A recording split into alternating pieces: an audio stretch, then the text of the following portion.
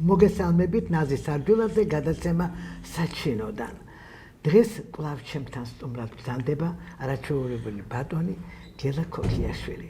თქვენი სახელით ჩემს ძვირფას სტუმარს დიდი პატივისცემით მივესალმები და ვთხოვ გვიამბოთ დიდ საზოგადო მოღვაწეზე, დიდ ხელოვანზე, საქართველოს სიამაყეზე ნიკო სულხანიშვილის შესახებ.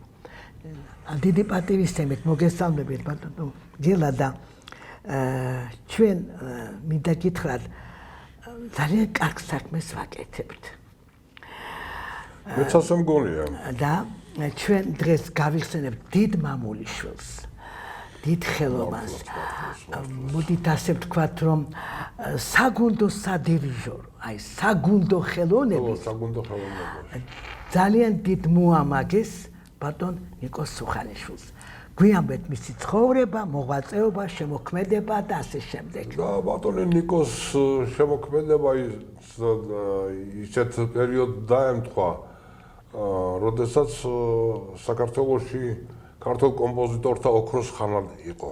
და მე მიმაჩნია, რომ ეს ოქროს ხანა იყო ზუსტად ის პერიოდი, მე-19 საუკუნის ბოლო პერიოდი და მე-20 საუკუნის დასაწყისი, როდესაც შეიქმნა ბრწყინვალე ნაწარმოებები, ბრწყინვალე ოპერები, როდესაც ასპარეზზე გამოვიდა, ზაქარია ფალიაშვილი, დიმიტრი არაყიშვილი, მელიტონ ბალანჩივაძე, ია კარგარეთელი, კოტე ფოცხვერაშვილი, თამარ ვახვახიშვილი. დიახ.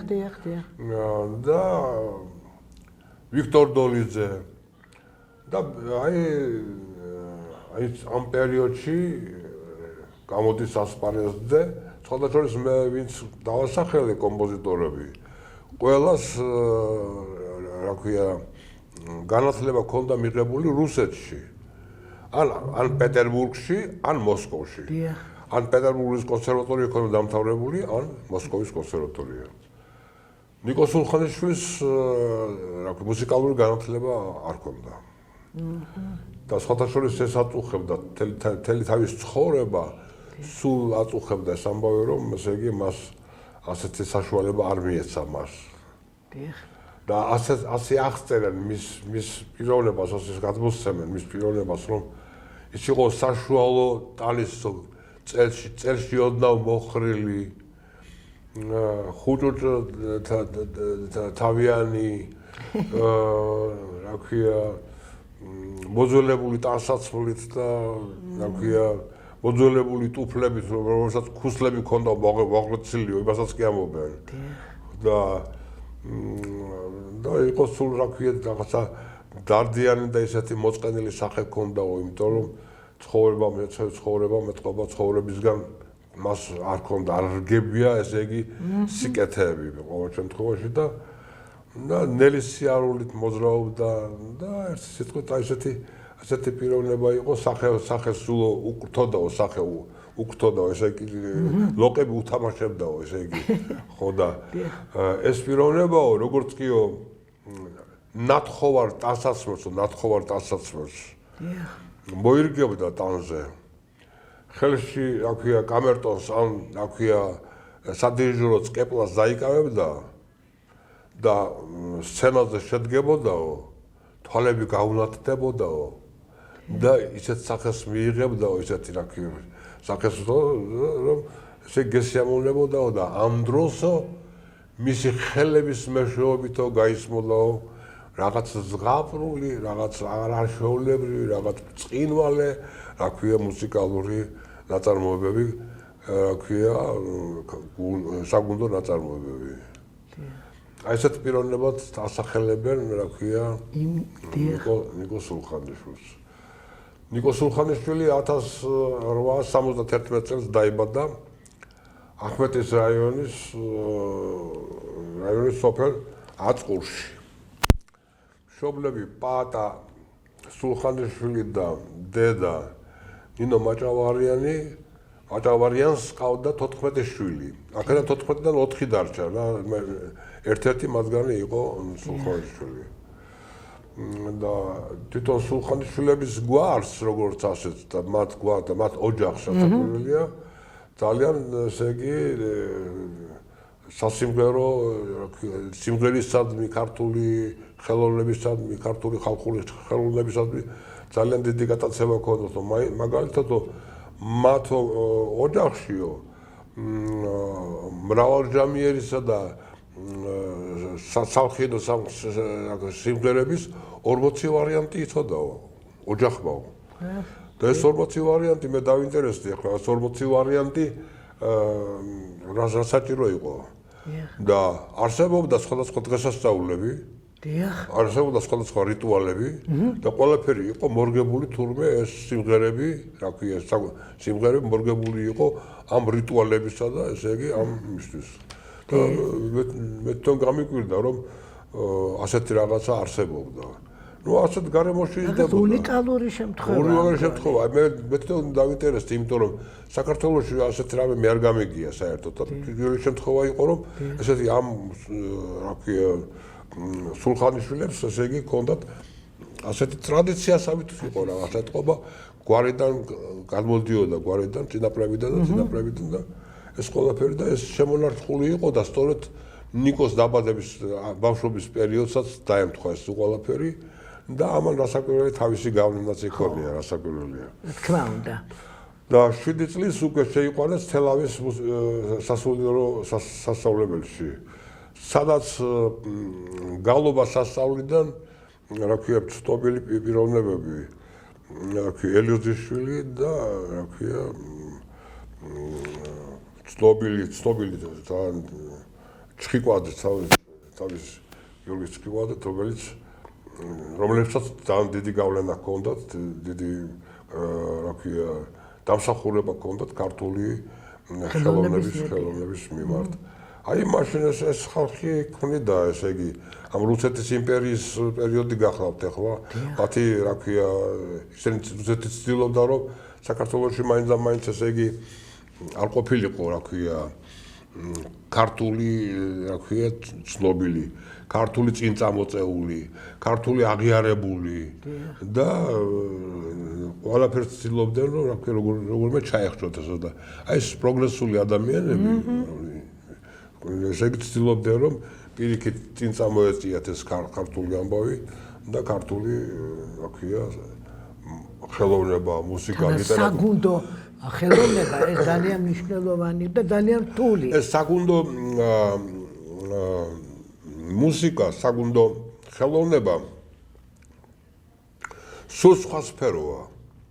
ეს არ არის ხალხური მუსიკა. დიახ. ეს არ არის სხვა, ესე იგი საოპერო მუსიკა. დიახ. ეს არ არის სიმფონია.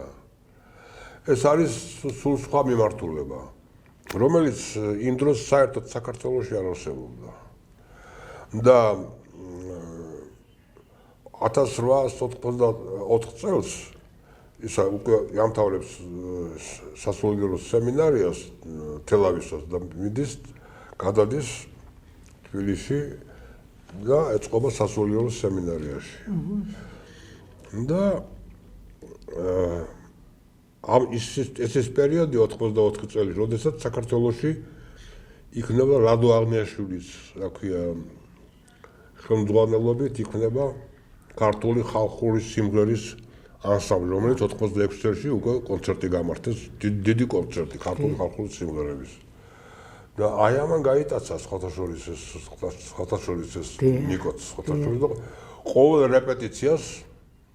რეპეტიციას ესწრებოდა თვითონ. და სწავლას ფაქტიურად სასულიერო სემინარიაში სწავლას დაანება თავი და ფაქტიურად აღარ დადიოდა იქ და მიდიოდა რეპეტიციებს ესწრებოდა. დიახ. ლადო აღნიაშვილის, იოსებ რატილი ატარებდა ხოლმე. ხო, დიახ. იოსებ რატილი დიახ.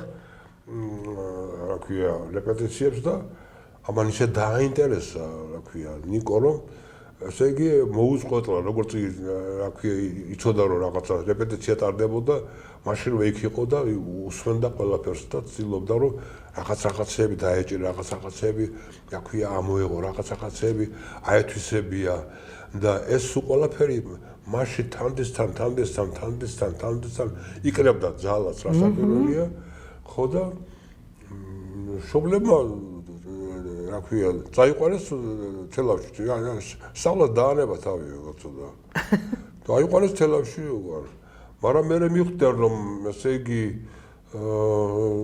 ნიკოს სახით სხვა პიროვნება იყო არ იყო ესე იგი ეს თლათ უბრალო პიროვნება და შეატყოს მშობლებმაც რომ მას იგი მასში რაღაცა იყო შინაგანად იყო ისეთი რასაც რასაკვირველი პირიქით ხელი შეწყობა ჭირდებოდა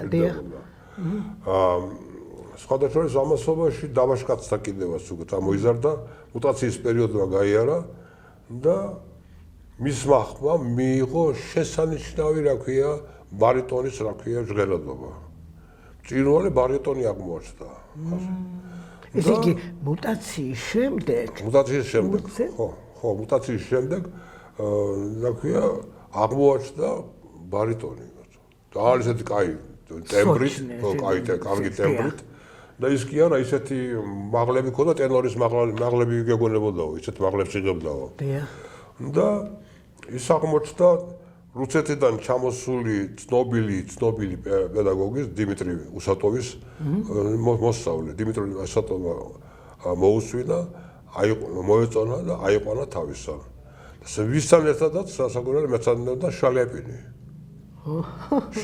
და რა ქვია ნიკო ძალიან მეგობრობდნენ კიდევაც ერთმანეთთან ну შალიაპინი ახლა ვიცით უკვე მე რასაც მიაღწია შალიაპინი წავიდა შემოიერა მთელი რუსეთი შემოიერა მთელი მსოფლიოც სასაკვირველია გამდიდრდა და ნიკომ ესე იგი სიღარიბეში და იმაში სიდუქჭირეში დაასრულა თავის სიცოცხლე ხო და წავიდა შემდეგ უსატოვთან ცოტა ხნით მესადინეობდა და ადგა და წავიდა თელავში წავიდა სასულიერო სასწავლებლის ესე იგი გუნდს ჩაუდგა სათავეში მოთმარობდა სასულიერო სასწავლებლის გუნდს სხვათა შორის და ეს რა ქვია ამ პერიოდში ის ქმნის უკვე ვაში უკვე მომძლავდა ის ინტერესი რა ქვია სიახლისადმი ინტერესი მუსიკისადმი ინტერესი ხალხური შემოქმედებიდან იმიტომ რომ რასაც ქმნიდა ის საგუნდო ნაწარმოებს ეს იყო სულ ყველაფერი ხალხურ ფესვებზე დაყრდნობილი იქიდან აღმოცენებული გახდა და მისი ნაწარმოებები რომ მოისმინოთ ესე იგი სულ ყველაფერი ჩანს ქართული ინტონაციები ამიტომ იყო მდიდარი ამიტომ იყო ძალიან და საინტერესოც თავისავად სასაკვირველია და ქმნის ის რა ქვია საგუნდო ნაწარმოებს ტურფა ვოდი ნუხარმტრულად ასეთი რაღაცას ქმნის და ამავე დროს მიუხედავად იმისა რომ ჯერ კომპოზიტორები საერთოდ საოპერო ნაწარმოებებს რა ქვია ზე მუშაობას იწყებენ უფრო მოგვიანებით პერიოდში როცა უკვე გამოცდილება აქვს უკვე სტაჟი აქვს რაღაცა და საერთოდ დიდი გამოცდილება ხო თავისთავად იმიტომ რომ ოპერას სულ სხვა რაღაცა ჭირდება სულ სხვა დამოკიდებულება და რთული ნაწარმოებია თავისთავად ეს კლასიკური ნაწარმოებია მაგრამ ის გაბედულად იწყებს ოპერის წერას და აკაკის ტექსტზე ქმნის რა ქვია პატარა კახის პატარა კახის და 99 წელს 1999 წელს ესე იგი ამ პატარა ოპერის პატარა კახის რა ქვია ფრაგმენტები მოასვენენ და თვითონ აკაკის წერეთელს კერძოდ დაიგვიანეს ეს ცნობილი ჯერასაჩანა დიახ ცნობილი რომელსაც ჩვენ შემდგომ ბოლოს შეუძლებად გავუშვებთ და ხალხს ეგონა რომ ეს ხალხურია არ ამბობდა რომ მე ასეთ არ არის სხვათა შორის მინიშნება გაკეთებული მინიშნებული არ იყო და ძალიან ცუდი და მე ბოლოს გააკეთეს ეგა თორე ის პერიოდი მთელი ეს აი 50-იანი 60-იანი წლები ცნობილია იყო რომ ეს იყო ამბობდა ხალხი რომ ეს ხალხური ის არის სიმღერაა მარტო ვისაც საგუნდო ხელოვნებასთან ჰქონდა ურთიერთობა იმათმა ეს იცოდნენ და დაგიმ რომ მოისმინა ეს რა ქვია ეს ფრაგმენტი დაიგვიანეს ჯერასაჩანონ ისე აღფრთოვანდა რომ წამოიჭრაო აგვაგიო და მივარდაო რა ქვია ნიკოსო და გადაკოცდაო და შენო ასო ქართულ ნიადაგზე, ქართულ ფესვებზე გიდგასო. რა ქვია, შენი შემოქმედება ქართულ ფესვზეა და ბარაქალა შენო, ესე იგი ეს დიდი შექება. ხო, დიდი ხებადება და ეს პატარა კახი ახლა შენია უკვე. მე აღარ მეკუთვნისო. მე აღარ მეკუთვნისო, შენია უკვე. ხო, ასეც კი, რა ქვია, ასეთნაირადაც გამოხდა. აგაკიმ თავისი დამოკიდებულება. 1900 წელს თელავიდან თბილისში გადმოდის სასულიერო სემინარიაში გალობის მასწავლებლად იწყებს მუშაობას სასულიერო სემინარიაში. და უკვე ამ სემინარიაში მუშაობის პერიოდში რასაკვირველია ის უკვე სერიოზულად ქმნის საგუნდო ნაწარმოებს. ამავე დროს სასწავლის სიმღერას საქვია სასულიერო სემინარიაში. და ამავე დროს ასე იგი ქმნის, რა ქვია, საგუნდო ნაწარმოებს და იქმნება წყინვალე საგუნდო ნაწარმოებები, მისი შედევრი, ესე იგი, მესტვირული და სამშობლო ხევსურისა. სამშობლო ხევსურისა, დიახ. მესტვირული და სამშობლო ხევსურისა. ეს ორი ნაწარმოები არის მართლაც უბწყინვალესი, ესე იგი უკეთეს რო ვერაფერს ვერ მოიფიქრებს კაცი, რომელიც დღესაც ცოცხლობს და ხვალად იცოცხლებს და მარადიულად იცოცხლებს, ესეთი ნაწარმოებია. მაგრამ სამწუხარო იცით რა არის ბატონო გელა, რომ მხოლოდ და მხოლოდ იცის იმ საზოგადოებამ, რასაც ქვია საგუნდო სადირიჟორო სპეციალისტები, ხო? და კარგია რომ თუ კი ეს სრულდება, ხო? ეს რა თქმა უნდა ისინი აჟღერებენ რომ ეს არის ნიკო სულხანიშვილის, მაგრამ რიგითმა ხალხმა არ იციან ეს. ისმენენ რადიოში უწინ, მაგალითად, როდესაც ტელევიზია არ იყო, ხო? რადიოში ხო იყო, მე არ მახსენდება. ყოველ შემთხვევაში რომ გამოეცხადებინოთ მაშინ, მე ვამბობ ძალიან დიდი ხნის უკან, ხო? და მიმაჩნია დანაშაულად აუცილებლად ავტორი უნდა იყოს, ტექსტის ავტორიც უნდა იყოს მინიშნებული. ეს რატომ ხდება, მე მართალი გითხრათ ვერ ვიგებ ამას და რა თქმა უნდა, როდესაც არის დიდი ღონისძიებები და ესეთ კამერული ფესტივალები და საგუნდო ხელოვნების ფესტივალები, იქ რა თქმა უნდა ჟღერდება ეს ყველაფერი. რასაკვირველია. და ეს ძალიან მნიშვნელოვანი საკითხია და ძალიან მიხარია, რომ მაგალითად ჩემი მეგობარი გახლავთ ბალათუმში ზაირა ვადაჭკორია, რომელიც ქალთა კამერულ მწვანელობს ანსამბლს, არაჩვეულებრივი გუნდი ყავს ქალბატონ ზაირას შექმნილი არის ძალიან კარგი და ისინი ამას მე ვიცი რომ ასრულებენ და ქალბატონი ზაირა ყოველთვის დიდ ყურადღებას აქცევს წინა სიტყვაობას, რაც აუცილებელი არის და რა თქმა უნდა ავტორის კვარი და წარმოჩენილი წარმოჩენას, დიახ. და ახლა ის პერიოდია ახლა თან სასულიერო სემინარიაში მოღვაწეობს და განიცდის იმას, რომ მას მუსიკალური განათლება არ აქვს. დიახ. და მივიდა და ჩააბარა, მოეწყო, ესე იგი მუსიკალურ სასწავლებელში, თბილისის მუსიკალურ სასწავლებელში თეორიული განხრით მოეწყო, რომ რაღაცა მუსიკალური განათლება მიეღო თუ ხო, რომ მიიღო ელემენტარული თეორია. რაღაც ცოტა გარკვეული იყო მუსიკალურ თეორიაში.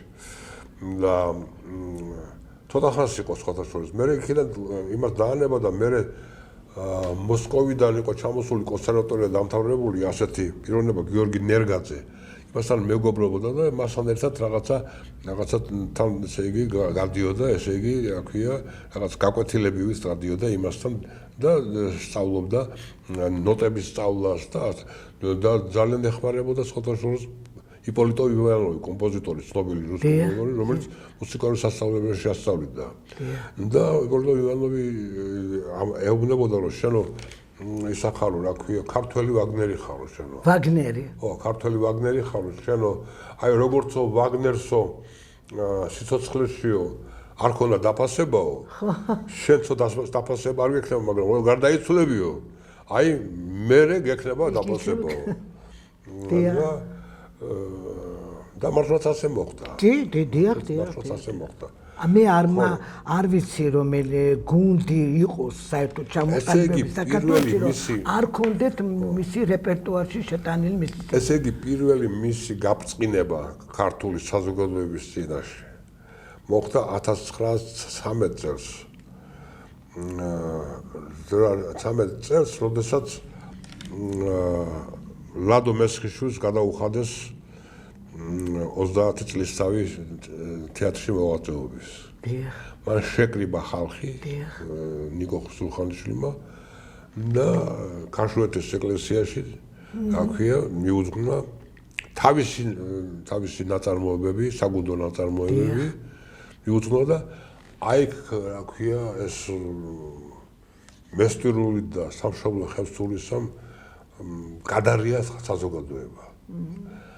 ესე იგი არ დარჩენილა პრესა, რომ არ გამოხმაურებოდა ამას.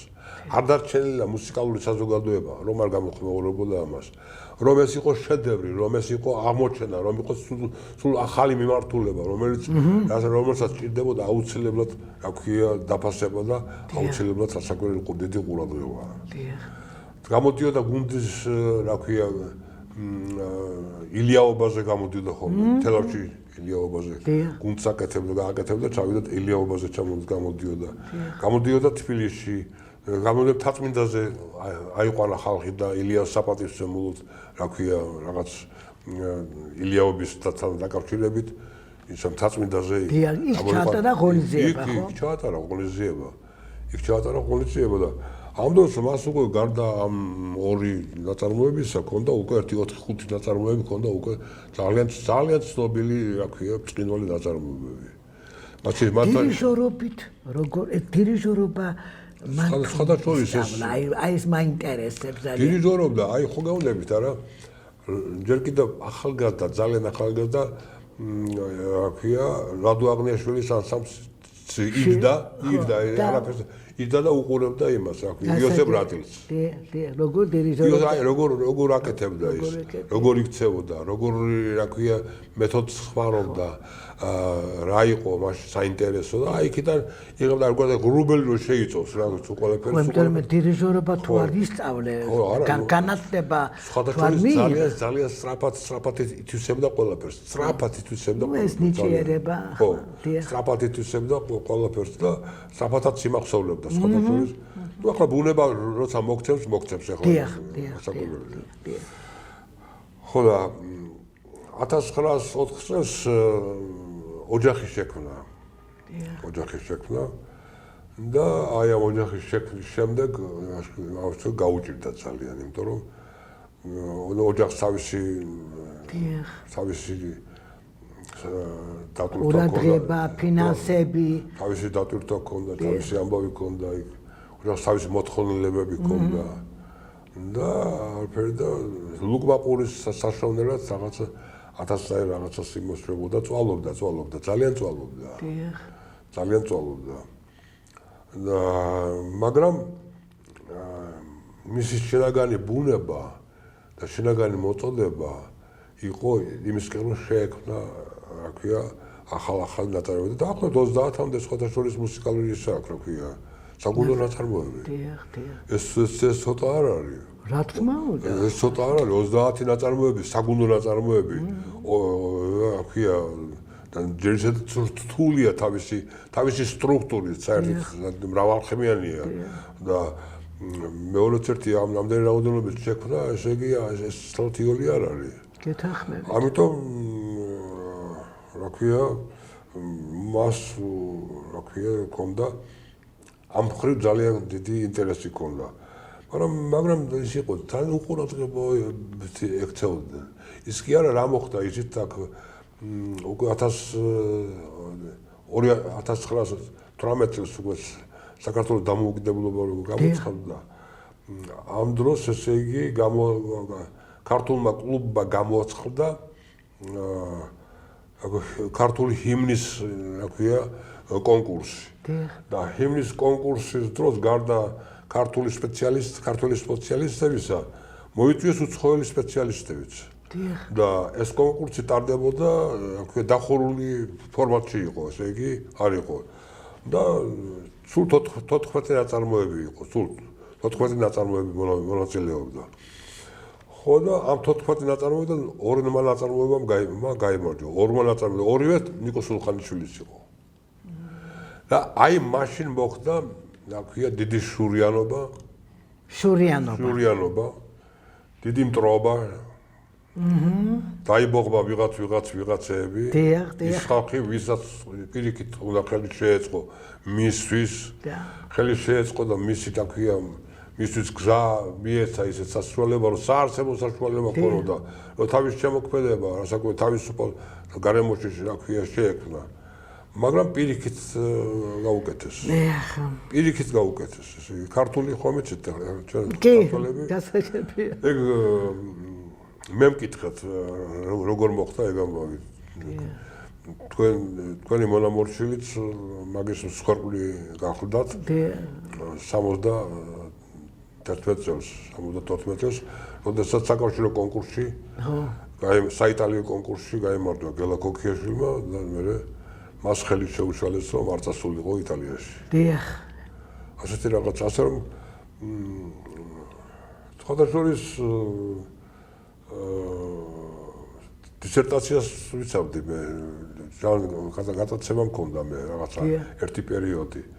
და დისერტაციის დაცვის დროსაც ერთ-ერთი ვიღაც, რა ქვია, რატომ გარეწყო ამ დროს მეგობრობას მპირდებოდა, სიახლოვეს პირდებოდა, მაკაცობას პირდებოდა. ერთად სუფრადაც ხშირად ყოფილვართ ხოლმე და ამ დროს იმ პიროვნებამ, ესე იგი, ეცადა რომ დაცვის დროს, რა ქვია, ერთი ხმა ვიღაც მოიასკნა, რა ქვია, გადაიბირა თუ რაღაცა და ერთი ხმა დამაგდა სხვადასხვა პირველი დაცვა. შავი ჩაგირდოთ? ხო, შავი ჩამიგდეს. შავი ჩაგირდოთ. და პირველი დაცვა ვერ გავაკეთე, მაგრამ ერთ წელიწადში განვაახლე ისა და ერთ წელიწადში დავიცავი და ვაკმა დამიმტკისა მე. ძალიან კარგი.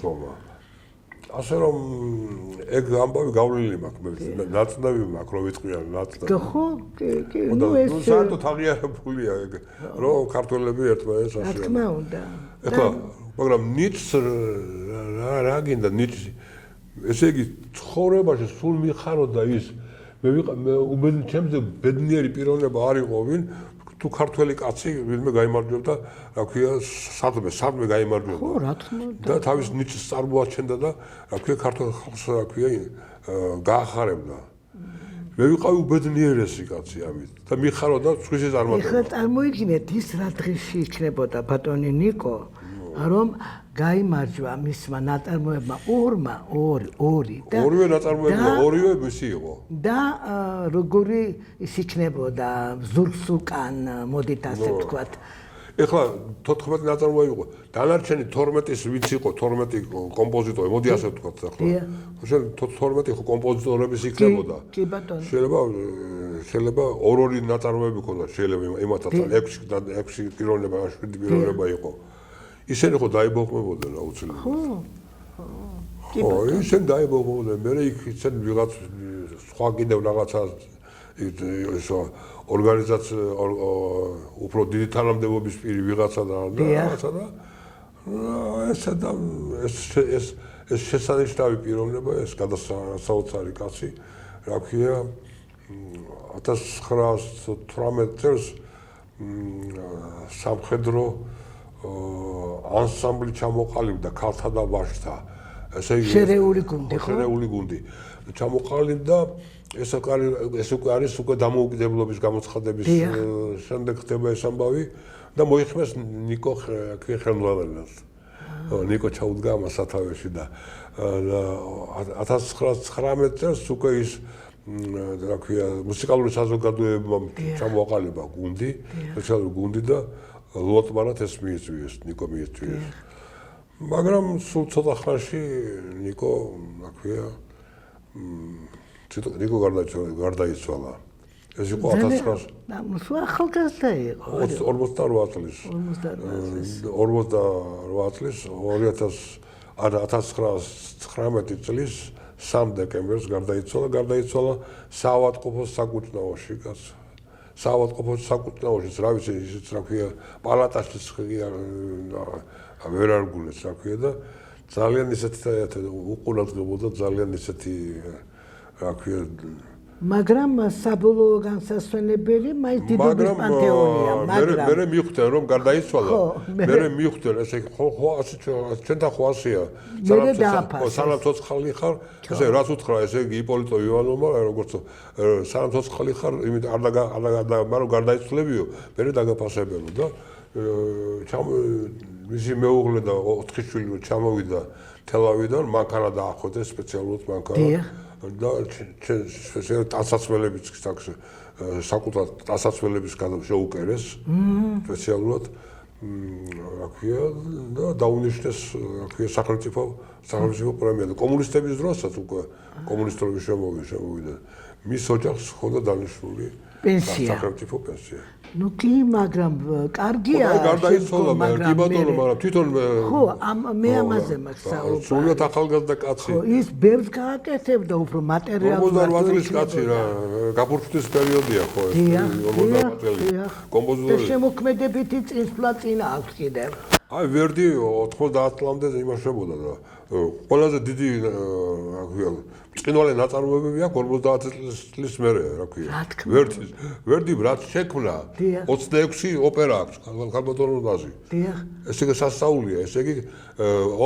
ოპერებს აცხობდა როგორც რა ქვია არ ვიცი მე მგონი ყოველწელს აი არ ვიცი რანაირად რა დიახ ნუ ეს იყო სასწაული იყო ეს იყო მოვლენა და როგორი ოპერები მე როგორი ერთმანეთზე უკეთესები ხო და აი 40 წლის მერე 40 წლის 50 წლის მერე შექმნილი ოპერები არის ყველაზე ბრწყინვალე ოპერები ვერდის შემოქმედებაში და ყველაზე გამოსაჩენი აბარა და ასე იყო იქნებოდა და რა მოხდა ახლა გარდაცვალების შემდეგ მეორე დღეს დაიკარგა მისი ყველა ნოტები აბსოლუტურად ვისი ნიკოს სულხანიშვილის ნოტები ოპერის კლავირი რა ქვია პატარა კახის კლავირი მეორე ოპერა ქონდა კიდე რა ქვია ნუ ვიღაცა მიითვისა ვიღაცა მოიპარა საგუნდო ნაწარმოებების ესენი რა ქვია ნოტები სულ ყველაფერი დაიკარგა როგორ შემორჩა აბა ახლა დღეს ხო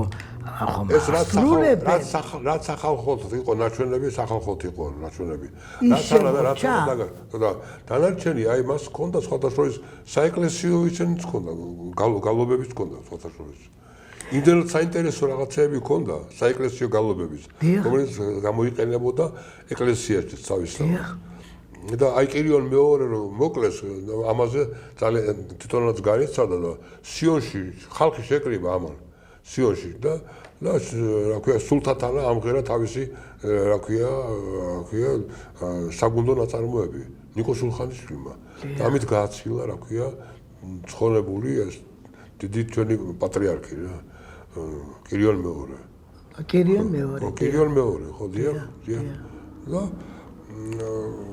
აი ასეთი რაღაცა მე მაჩნია რომ ნიკო სულხანიშვილი იყო მოვლენა რომ ასეთები იშვიათად იბადებიან შეიძლება არც იბადებიან არ დაიბადოს ჯერ ერთი რა პერიოდია ქალბატონოზი ეს პერიოდი გახსოვთ რომ არავინ თანაც განათლება არაფერი მიღებული არ აქვს კაცო პრაქტიკულად თვითნასწავლი და მოსმენით შედენილი წოდნა. აი მე მას ვადარებ ხოლმე როგორც ფიროსმანი მეთქი რა. ხო.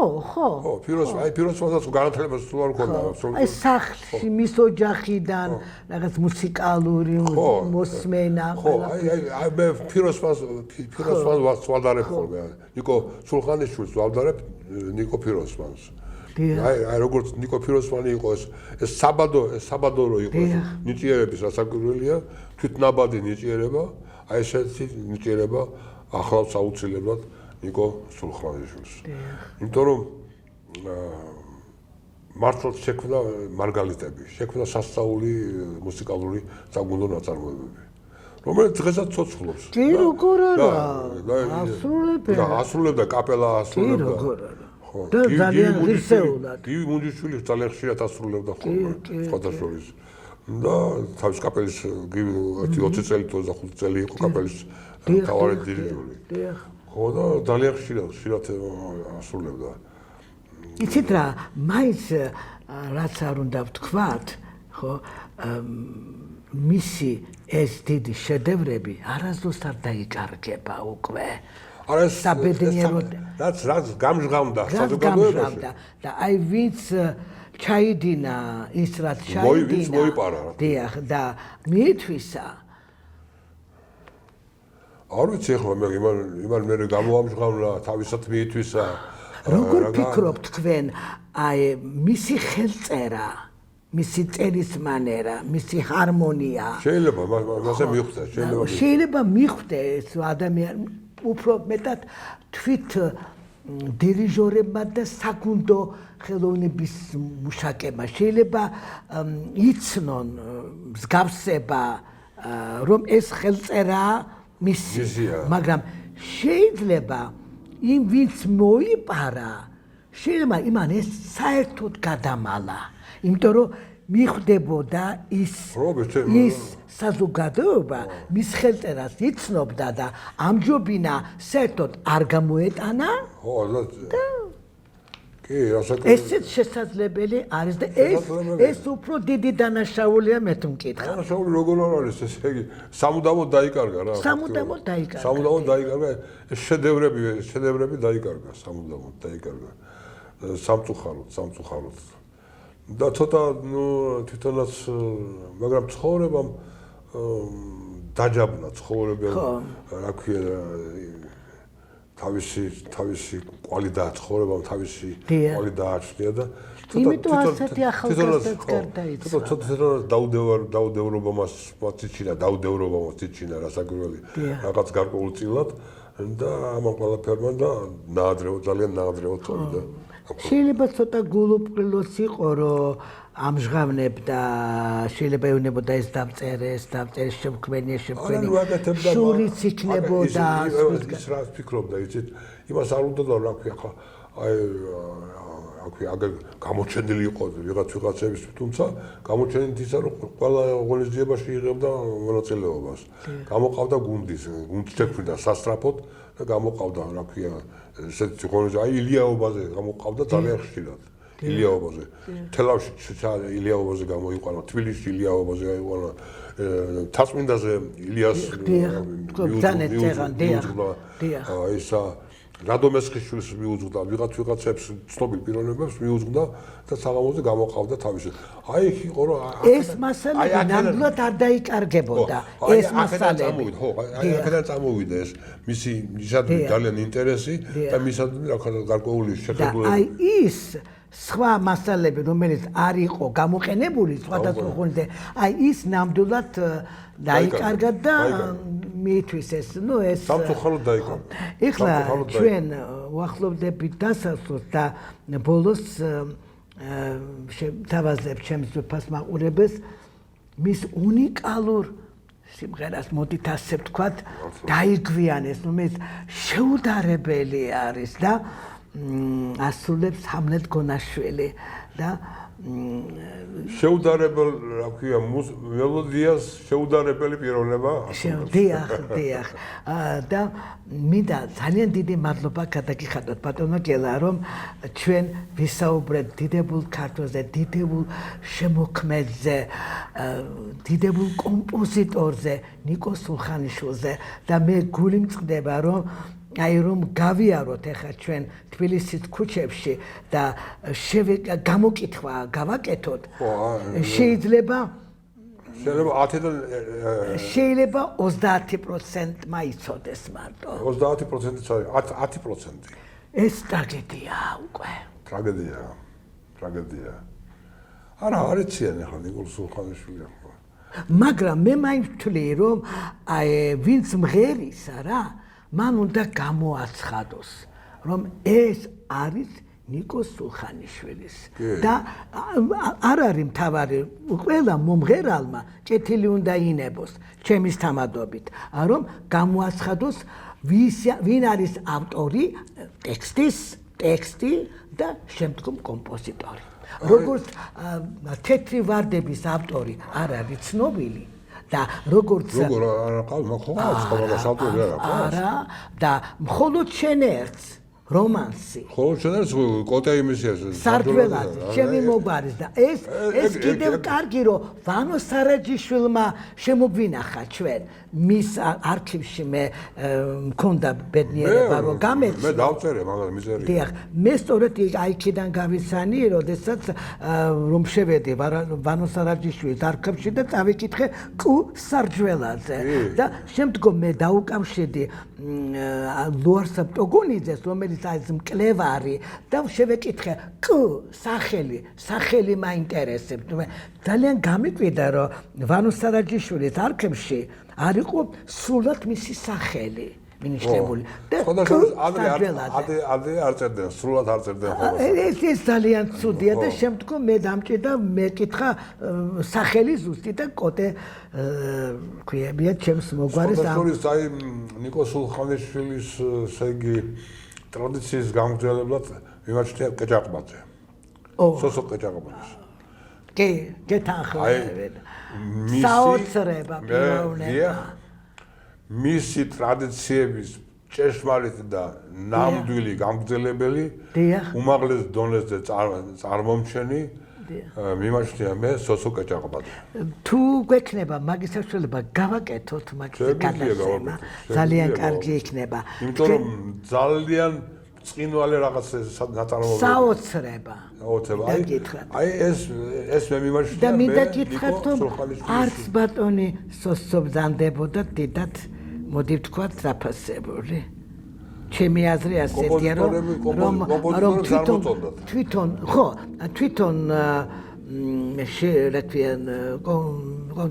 კონსერვატორიაში არ აფასებდა არა კონსერვატორიაში არ იყო სამინისტროში მუშაობდა არა საკულტურის სამინისტროში იყო მას მისი გონდა კონსერვატორიაში მისი ოთახი ყველაფერი დღესაც მინიშნებულია რომ აქ მისი არა შეიძლება პედაგოგობდა მაგრამ როგორც ასეთი მუშაობდა კულტურის სამინისტროში ეს არის 70-იან წლებში ესეც კარგად ვიცი მე თქვენი სახელით დაგიმშვიდობებით და დამემშვიდობებით ჩემ ძვირფას მაყურებას და ძალიან დიდი მადლობა მინდა რომ გადაგიხადოთ მობრძანდით და ვისაუბრეთ გენიალურ პიროვნებაზე გენიალურ კომპოზიტორზე ნიკო სულხანიშვილზე